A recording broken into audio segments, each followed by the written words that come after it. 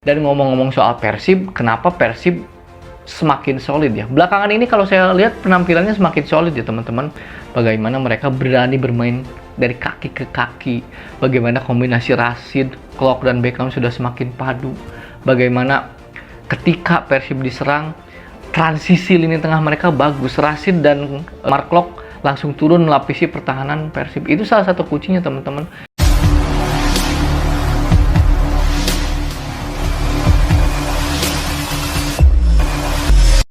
Halo semuanya, kembali lagi bersama saya di Ulasan Bola. Di channel ini saya akan mengulas apapun tentang sepak bola. Nah, kali ini saya akan mengulas tentang pertandingan Super Big Match BRI Liga 1 antara Arema FC melawan Persib Bandung. Nah, sebelum teman-teman menyimak video ini, alangkah baiknya untuk teman-teman like, comment, and subscribe channel ini ya. Dan jangan lupa nyalakan lonceng notifikasinya, agar teman-teman selalu update tentang video terbaru di channel ini. Pertandingan kemarin antara Arema FC melawan Persib Bandung tentunya menjadi pusat perhatian, menjadi sebuah tontonan. Mungkin seluruh pecinta sepak bola Indonesia akan menonton pertandingan ini karena apa? Ini adalah dua tim papan atas BRI Liga 1 yang keduanya masih berpeluang untuk menjadi juara, keduanya masih ada di track juara. Dan pertandingan ini digadang-gadang akan menjadi salah satu penentu. Penentu dalam artian apakah mereka masih dalam track juara atau tidak. Karena jarak poinnya itu sangat dekat ya. Bali United di peringkat 1 dengan 63 poin. Lalu Persib Bandung di peringkat 2 58 poin. Kemudian Arema FC juga sama, dan Bayangkara dan Persebaya praktis poinnya hanya beda 2-3 poin. Jadi hasil imbang atau kalah bisa menggusur kedua tim ke peringkat 4 atau 5. Jadi praktis secara matematis ada 5 tim yang masih berpeluang menjadi juara. Tapi jika dilihat dari peta kekuatan, dilihat dari konsistensi, sepertinya Bali, Persib, dan Arema yang saya jagokan ya. Tapi bukan berarti Persebaya dan Bayangkara tidak punya peluang, bukan berarti seperti itu. Nah, memasuki pertandingan ya teman-teman, seperti biasa sih sekarang Persib sering menurunkan Erwin Ramdhani ya, karena penampilan Febri yang naik turun, Bruno juga yang kita lihat sepertinya lebih cocok dijadikan sebagai super sub. Jadi Erwin Ramdhani dan Freds Butuan tetap mengisi sayap-sayap Persib. Kemudian di tengah ada Mark Klok, ada Beckham Putra, dan Muhammad Rashid, di mana ini komposisi lini tengah paling ideal menurut saya untuk Persib Bandung. Kemudian David Da Silva mengisi pos depan, Nick Kuipers, Victor Imbonevo mengisi bek tengah, di kiri ada Ardi Idrus, lalu bek kanan juga ada Hen Herdiana, dan kiper seperti kita tahu Teja Paku Alam. Nah, sementara di Arema juga sama, mereka tampil full team, kiper ada Adilson Maringa, di depan ada Carlos Portes, di tengah ada Renzi Yamaguchi, juga ada Jayu Saryono, dan lain-lain. Jadi kedua tim tampil dengan kekuatan terbaiknya. Nah, di 15 menit pertama kedua tim ini cenderung hati-hati. Tapi sejak awal pertandingan Persib udah ngegas. Persib berani pressing bahkan sampai ke lini pertahanan Arema. Itu yang menyulitkan Arema untuk mengembangkan pertandingan. Makanya tidak heran di 15 pertandingan awal, 15 menit pertandingan di awal, Persib terkesan lebih apa ya? Lebih determinan lah. Determinasinya lebih tinggi. Dia berani bangun serangan dan menciptakan beberapa peluang-peluang yang mungkin setengah peluang ya, situasi-situasi yang membuat scrimmage di pertahanan Arema. Kemudian tapi di interval waktu tersebut Arema mendapatkan satu counter attack lewat Carlos Portes. Sudah 1 lawan 1 melawan Teja, tapi Teja berhasil menyelamatkan gawang Persib.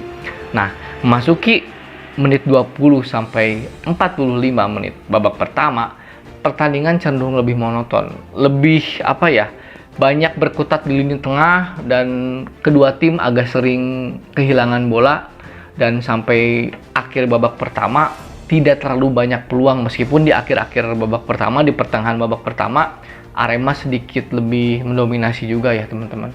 Di akhir babak pertama David Da Silva, striker andalan Persib, harus ditarik keluar karena mengalami cedera. Kemudian Bruno Tantanhead masuk ya, dan ini cukup membuat bobotoh deg-degan ya, karena selama ini kan Bruno baru mencetak 1 gol, itu pun melalui eksekusi penalti. Dan Bruno ini kritikannya tajam teman-teman di media sosial, di kolom komentarnya. di kolom komentar postingan yang memberitakannya, dan di mana-mana Bruno ini sedang dihujat ya teman-teman. Dan ini merupakan beban berat bagi Bruno, tapi Bruno tetap harus masuk karena mungkin posisi striker hanya Bruno ya. Nah, di babak kedua permainan lebih menarik menurut saya, karena Arema di awal babak langsung ngegas. Terbukti Arema memiliki 2 peluang emas, yaitu melalui Muhammad Rafli ya, yang tinggal berhadapan dengan kiper juga, dan Teja kembali melakukan aksi penyelamatannya. Kemudian juga terjadi gol pertama dari Arema, yaitu oleh Jayu Saryono. Itu adalah kecerdikan dari umpan dari Rafli yang menuju Dedik Setiawan sebenarnya. Tapi Dedik Setiawan ini pintar melihat posisi. Jika Dedik yang menerima bola, itu harusnya offside. Tapi ketika Dedik membiarkan Jayus untuk mengambil bola, itu onside ya, karena pergerakan Dedik diam ya, dia tidak bergerak, tidak mengambil bola, dan golnya cukup cantik ya melalui lob 1-0 untuk Arema. Nah, ini membuat Persib mau tidak mau tampil lebih menyerang. Dan Persib juga memasukkan beberapa nama ya. Erwin Ramdhani digantikan oleh Ezra Walian, Beckham digantikan oleh Febri. Nah, kemudian juga selain dari penampilan para pemain yang bagus ya, terutama di Arema itu ada namanya Rensi Yamaguchi. Rensi ini pemain yang apa ya istilahnya, gelandang pengangkut air lah. Dia yang memutuskan serangan lawan, bahkan pelanggaran dia atau body charge dia terhadap David da Silva membuat David da Silva cedera. Coba lihat teman-teman, ketika momen David da Silva mendapatkan peluang di kotak sebelum masuk kotak penalti Arema, kemudian ada hadangan atau halawan dari Rensi membuat David da Silva terpincang-pincang. Ini pemain luar biasa teman-teman, etos kerjanya sangat bagus. Dia pandai memotong serangan lawan, dia juga pandai mengirimkan umpan-umpan direct, umpan-umpan jauh ya teman-teman. Dan selain itu juga penampilan Teja dan Maringa patut kita apresiasi ya. Beberapa kali melakukan save lah. Nah, setelah Persib terus gencar melakukan serangan 7 hari 7 malam, ada 2 gol yang mungkin situasinya serupa ya, melalui crossing ya. Kemudian Pres Butuan mengirimkan crossing terhadap Bruno, dan Bruno berhasil memanfaatkan peluang tersebut. Dan gol kedua pun hampir sama. Dalam situasi corner kick, Febri mengumpan kepada Rashid, mengoper kepada Rashid, Rashid mengumpan dan berhasil juga disambar oleh Bruno. Dan Bruno berhasil 2 kali melakukan Adilson Maringa. Ini merupakan sebuah jawaban dari Bruno ya. Pemain yang selama ini dihujat, dicaci maki, dikritik, dia berhasil membuktikan mencetak 2 gol di laga yang sangat penting ini. Ini laga krusial loh. Kalau Persib sampai kalah tadi malam, itu menurut saya ya, peluang juara akan semakin menipis. Dan sekarang Persib memenangkan pertandingan. Sekarang poinnya 63 sama dengan Bali United. Tapi Bali United masih akan bertanding, punya tabungan 1 pertandingan. Nah, di bawahnya ada Bayangkara. Bayangkara poinnya sama 58 dengan Persib sebelum pertandingan lawan Arema. Jika Bayangkara berhasil mengalahkan PSS Sleman, itu artinya Bayangkara mendapatkan poin 61 dan akan menempel Persib di belakang Persib. Dan Persebaya menariknya, kalau Persebaya juga menang, praktis poinnya akan sama dengan Arema 58. Jadi sangat ketat teman-teman. Jika Bayangkara dan Persebaya memenangkan pertandingan, Arema akan terlempar ke posisi 5. Itu kan menarik ya teman-teman, dari posisi 3 langsung terlempar ke posisi 5. Itulah mengapa di 4 laga sisa nanti, baik Persib, Bali, Persebaya, Bayangkara, Arema, ini akan menjadi laga-laga final. Dan yang menarik, Persebaya ini akan berhadapan dengan Persib dan Bali. Jadi bisa jadi Persebaya ini menjadi kunci siapa yang akan menjadi juara BRI Liga 1 ya teman-teman. Nah, dan ngomong-ngomong soal Persib, kenapa Persib semakin solid ya? Belakangan ini kalau saya lihat penampilannya semakin solid ya teman-teman. Bagaimana mereka berani bermain dari kaki ke kaki. Bagaimana kombinasi Rashid, Klok, dan Beckham sudah semakin padu. Bagaimana ketika Persib diserang, transisi lini tengah mereka bagus. Rashid dan Mark Klok langsung turun melapisi pertahanan Persib. Itu salah satu kuncinya teman-teman.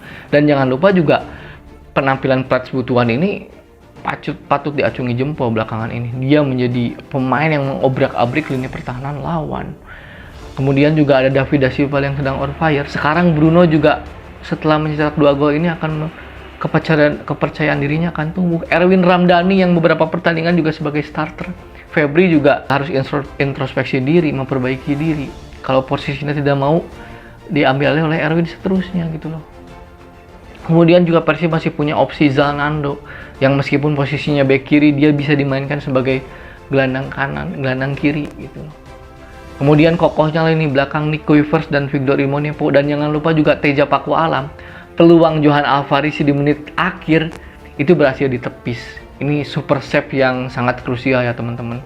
Jadi Teja Pakualam ini salah satu pemain kunci juga bagi Persib. Ya mungkin itu dulu teman-teman ulasan bola kali ini, dan BRI Liga 1 patut kita nantikan ya, setiap pertandingannya adalah final. Ya, siapakah yang juara kita lihat nanti, apakah sampai pekan terakhir harus ditentukan juaranya, kita tidak tahu. Dan tetap semangat, tetap jaga sportivitas, tetap jaga komentar di media sosial, dan salam olahraga.